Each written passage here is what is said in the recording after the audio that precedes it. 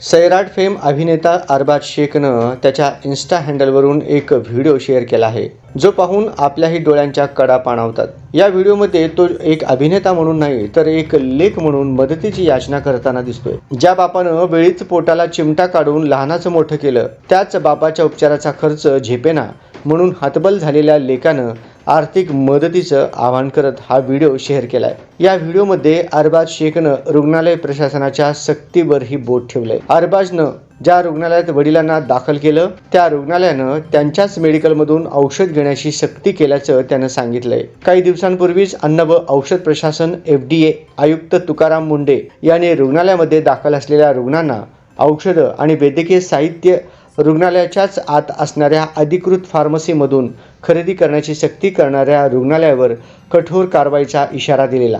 त्यानंतरही रुग्णालयानं अभिनेत्यावर केलेली सक्ती पाहून अनेकांच्या भुवया उंचावल्या आहेत। तर या रुग्णालयावर कारवाई करा अशा कमेंट्सही अरबाज शेखच्या व्हिडिओवर करण्यात आल्या आहेत। पण आता अरबाजनं सर्व सोशल मीडिया प्लॅटफॉर्म्सवरून व्हिडिओ हटवला आहे। मराठी अभिनेता अरबाज शेख यानं त्याच्या इन्स्टा हँडलवरून एक व्हिडिओ शेअर केलाय। त्यात त्यानं त्याच्या वडिलांना उपचारासाठी सोलापुरातील नोबल रुग्णालयात दाखल करण्यात आल्याचं सांगितलंय। अरबाज शेखच्या वडिलांवर सध्या सोलापुरातील एका खासगी रुग्णालयात उपचार सुरू आहेत। पण या रुग्णालयात कशा पद्धतीनं लूट होतोय हे अरबाज शेख यांना आपल्या व्हिडिओत सांगितलं। हॉस्पिटलमधील मेडिकलमधून औषधं घेणं बंधनकारक नसताना ही हॉस्पिटल एकाच मेडिकलमधून औषधं घेण्यासाठी जबरदस्ती करत असल्याचं त्यानं या व्हिडिओत सांगितलंय। तसेच तीच औषधं जर बाहेरून घेतली असती तर अर्ध्या किमतीत मिळाली असती असंही अरबाजचं म्हणणं आहे। रुग्णालयातील फार्मसीमधूनच औषध खरेदी करणं कायद्यानं बंधनकारक नाही। औषधं कुठूनही खरेदी करायची हा सर्वस्वी रुग्ण आणि त्यांच्या नातेवाईकांचा अधिकार आहे, असा महत्त्वपूर्ण आदेश FDA आयुक्त तुकाराम मुंढे यांनी जारी केलेला।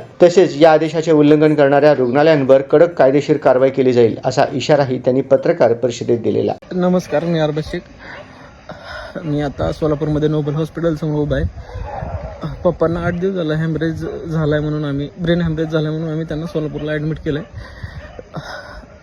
तर त्यांचा हार्टचा थोडा प्रॉब्लेम झाला म्हणून आम्ही त्यांना नोबेलला शिफ्ट केलं होतं।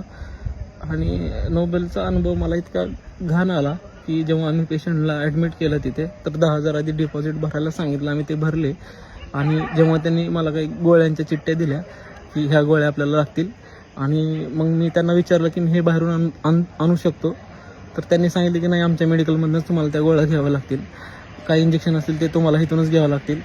तर जेव्हा मी इथून त्या गोळ्या घेतल्या तर ते जवळजवळ सगळ्या गोळ्या 40,000च्या पेक्षा जास्त होत्या। त्यांनी मला ते म्हणजे 3 टाईम मला त्यांनी त्या गोळ्या आणायला सांगितल्या।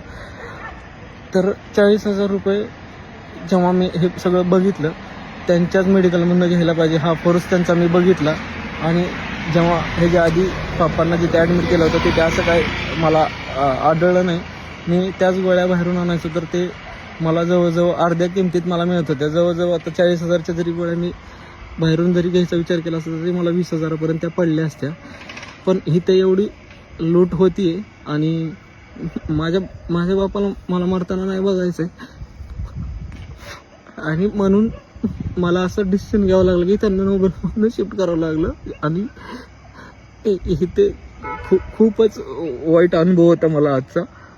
ह्याच्यावर जाणकारांनी ह्याच्यावर काहीतरी मला सांगावं की माझ्या वडिलांना मी कुठे ट्रीटमेंट करायला पाहिजे आणि कसं ट्रीटमेंट करायला पाहिजे, मला आता काहीच कळत नाही। पण माझ्या बापाला मला वाचवायचं आहे काही करून।